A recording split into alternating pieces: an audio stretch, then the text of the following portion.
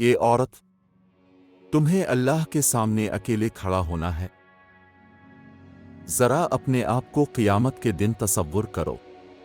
تمام مخلوق خاموش ہے، پسینہ جسموں کو ڈبو رہا ہے، سورج قریب آ چکا ہے، اور فرشتے سب کے سامنے تمہارا نام پکار رہے ہیں۔ تمہاری نام اعمال کھول دی جاتی ہے، اور اس میں تمہارے موبائل کے پیغامات، چیٹ کی تصویریں، ناجائز محبت کے الفاظ سب محفوظ موجود ہیں۔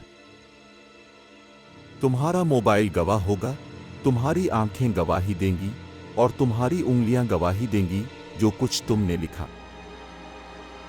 یہ عورت، کیا تم اپنے باپ سے نہیں شرماتے، جس نے تمہارے لیے محنت کی، اور تم چھپ چھپ کر ایک لفظ کے بدلے اپنی عزت بیچ رہی ہو؟ اے بیوی، کیا تم اپنے شوہر سے فرمانبرداری، جس نے تمہیں ڈھانپا، تمہیں کھلایا پلایا اور تم پر بھروسہ کیا کہ وہ قیامت کے دن تمہاری نیکیاں مانگ لے، کیونکہ وہ تمہاری خیانت کا شکار تھا؟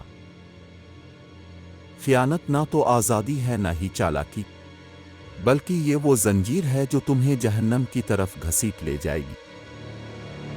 تم یہ سمجھ سکتی ہو کہ کوئی نہیں جانتا،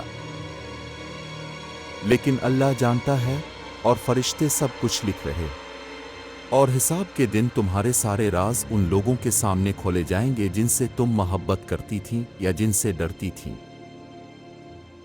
آج تم اپنا موبائل بند کر سکتی ہو اور توبہ کر سکتی ہو، لیکن کل جب قبر تم پر بند ہو جائے گی تو تم عذاب کے دروازے بند نہیں کر سکو گی۔